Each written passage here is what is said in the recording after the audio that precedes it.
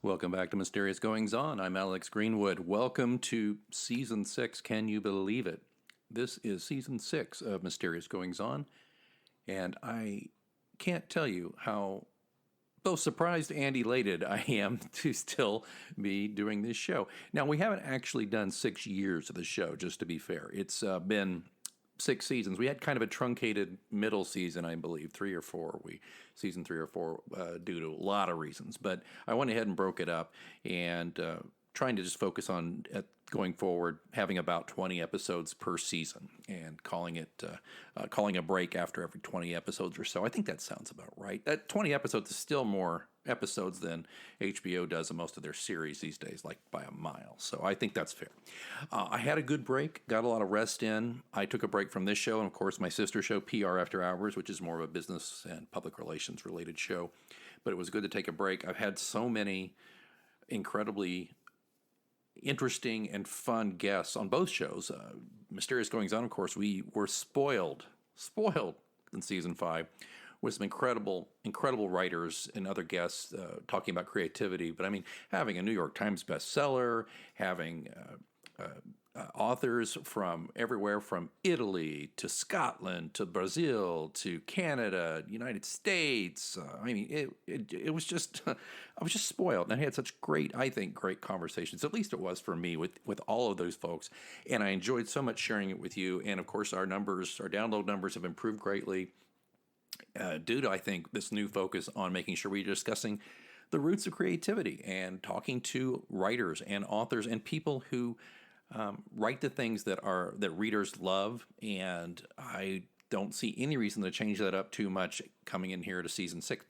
And so just to tell you, Season 6 is shaping up to be very similar in that focus. We are definitely already booking people to talk about creativity in different walks of life. You're going to be surprised at a couple of these, I think, but bear with us. And remember, no matter what you read in the show notes before you listen, you think, oh, I don't know if that's something I care about. A restaurant guy talking about food service products, that happens to be one of our top downloaded episodes from last season. I mean, so you just never know what you're going to get. It's that old Forrest Gump, life like a box of chocolates thing. But Mysterious Goings On will continue to be a going concern. A couple of things I want to clear up here about what we're going to do, though. I think this season will definitely, of course, keep this going. We're going to talk to a few more of the indie folks. We've had a lot of people who have been very successful, mid-listers all the way up to New York Times bestsellers, and we're going to, of course, feature those folks this season as best we can. But I also don't want to lose track of our roots. And that was interesting when we had Alessandra Torre on, who is a 6-time New York Times bestseller, but she started as an indie.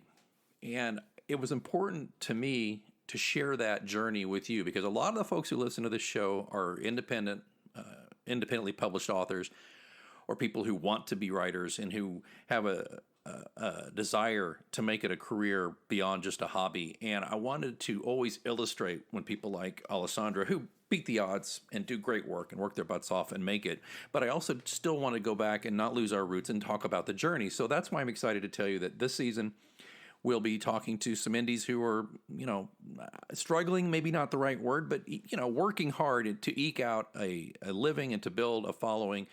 And we're going to talk about their journey.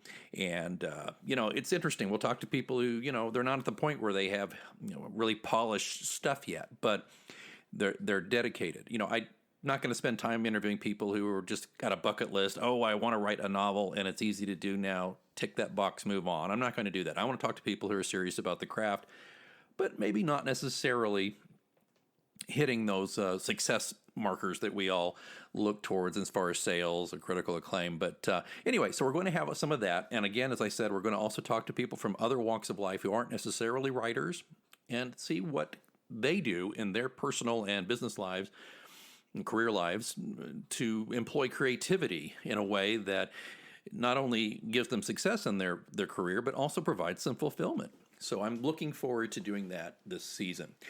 So The other thing, though, is I will tell you this. We really hit it hard, and we hit it every week last season. There may be a few gap weeks here, and I'll tell you what, I probably won't even tell you. I'll just tell you this. We'll probably be going, I will shoot for weekly, but with the understanding that it may be twice a month instead of every week on this season. But I'll still intend to do 20 episodes in the season, but it just may not be every week, week after week. And I'll tell you why. I have one more book to go here in this John Pilate Mysteries that I've really promised the fans. There's no guarantees beyond this next book, but I have promised it to our small but loyal cadre of fans that they would have it. I almost always say it'll be out by Halloween. Well, we're looking at September 3rd as I record this.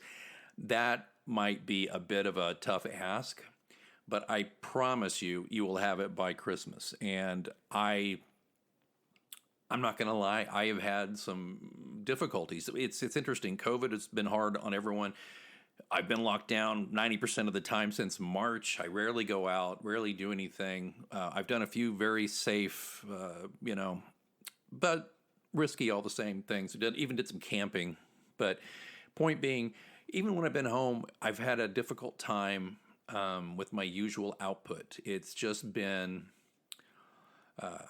it's been tougher going for me. And part of it just may well be that, hate to say it, pilot fatigue. Maybe it's, a point where John Pilate and everybody need to take a long rest. That may be what's going to happen. But I'm excited about it, and I've got some stuff going, but I'm just having a hard time maintaining my usual output. But that's okay. Well, if it takes longer, it takes longer. I don't want to put out something that's half-baked. I want it to be something good. But the reason, too, is... beyond trying to rebuild my business that was pretty well decimated, my day job because of COVID, beyond that, I just want to focus on doing some other stuff beyond John Pilate. I believe I have some good ideas for short stories, collections, and I think I have a good idea for a different kind of novel. But I'm one of those people where I've got to kind of clear the deck in front of me before I can proceed. Some people can do 2 or 3 projects at once. I'm not blessed with that ability. Some people who've been on this show can write very quickly and write very well. And those days for me are, if they're not over, they sure seem like it. So I'm not making excuses. I'm just telling you how it is. But if you're listening to this show, there's a good chance you read my work, and I so appreciate it. But the other thing, too, is sales have definitely tailed off for the series, and that's probably a good indicator that, to paraphrase what Doug Skelton said, the Scottish author, when I asked him about his favorite series, he got 2 books in, and I said, but don't you want to write more? He says, of course I do, but they don't sell. I thought, well, there you go. But that's the difference between me, I'm not a hobbyist necessarily, but writing is not my full-time job, whereas that is his. So, but I think there's something to be said for me to approach it a little more in a commercial way. Because if I'm either serious about writing or, it's a side hobby. And I don't really want to relegate it to a side hobby because I enjoy writing so darn much. But it's just been weird times, and I know you understand, or if you don't understand, at least you're empathetic enough to walk with me on this journey, even if it takes a little longer. That said, I feel I owe it to you, the listeners who are fans, to share a little bit from the new book. Now, I fully believe in Stephen King's admonition is when you're writing the first draft, you write with the door closed, you don't talk about the book, you don't share much about it, you just write it. And I'm very close to being done with the first draft, and I thought, and this could change, but I thought I'd share a little reading from the new book, which, by the way, only 2 or 3 people know the title, and as you know, I don't tell the title until the book is ready to go out. But book 8, we'll just say, and it's not Pilate's 8, by the way, we've already done Pilate's 7, but it's book 8 in the series. I thought maybe you would enjoy if I shared a little taste. So here we go. I'm going to share a little taste with you, and then I'll be back at the end to wrap things up for this episode, and we'll talk to you on that side.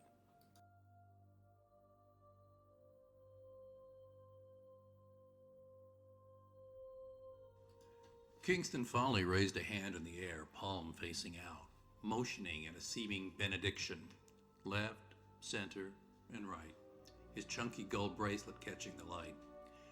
Is there anyone here who does not have a relationship with the Lord? His other hand grasped a gold-colored microphone. His eyes clenched tight as if he were passing a righteous stone right there on the ermine-carpeted stage at the Cross Township Church of the Redeemer. Behind Folly, a heavy-set man in a western-cut shirt with pearl snaps hit a solemn note on his keyboard, bathing the sanctuary in a soft dirge of expectation. "My friends, this church is filled. There is not a single empty seat," Folly crooned into the gold mic. "I know, and you know, that not everyone here is right with the Lord. I am offering you," he paused, inhaling deeply, then opening his eyes and exhaling, "the mystical redeeming grace of the Holy Ghost." The organ volume moved up a notch or two. "I am offering you the stern paternal love that only the Father can give. And I am most importantly offering you the loving embrace of the Son, Jesus Christ." A man appeared from the wings of the dais to the right of the keyboard, sliding into the strap of an acoustic guitar. He strummed a complimentary note. Folly's hand fell to his side, the bracelet sliding down his wrist as he scanned the room. "Friends, we have only to accept that which we know we so richly deserve.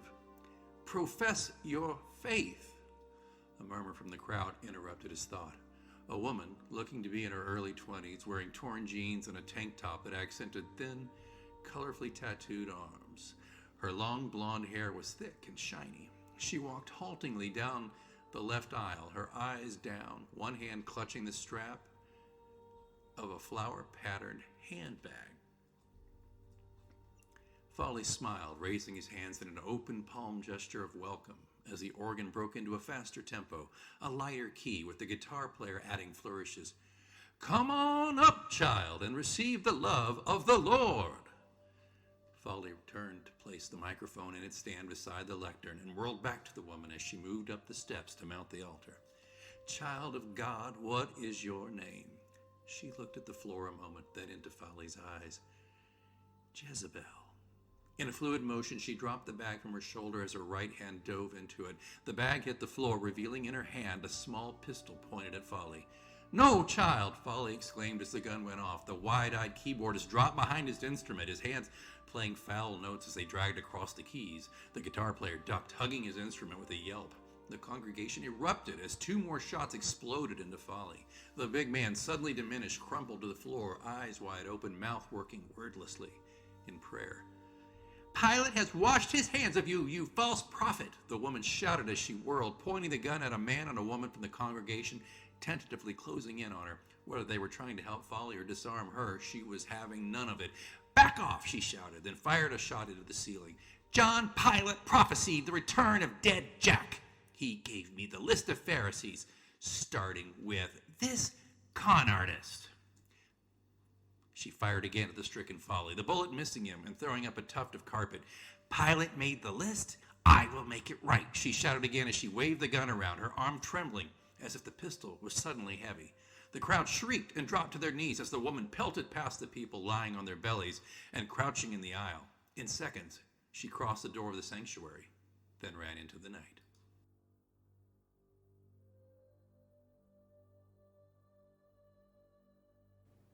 Well, I hope that reading was not too painful to listen to, and I hope it whetted your appetite for the new book. It's coming along nicely, and I look forward, as I said earlier, to getting it to you before the holiday season. We'll make a great Christmas gift. Anyway, thanks so much for joining us here for Season 6. We'll be back very soon with a new episode. Best way is to never miss one, of course, is to subscribe on Apple Podcasts or wherever you listen to your pods. Just subscribe to Mysterious Goings On, and that way you never miss an episode. It just boop, drops right into your feed when a new episode is released. The other thing is, of course, you can subscribe to mgopod.com. Go there and scroll down and get on the contact list, and you'll be notified every time we post something there, which is not often. It's just every time we have an episode, occasional special message. No biggie.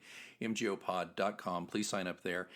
And, of course, if you can support the show, there are links to donate to the show to help keep it going. I could sure use some help with my hosting fees, etc. So if you want to do that, that'd be great. And, of course, one of the best things you can do is go buy my books on Amazon.com, or you can get autographed copies through mgopod.com. If you want an autographed paperback, I can do that. Also, great Christmas gifts for the holiday season coming up.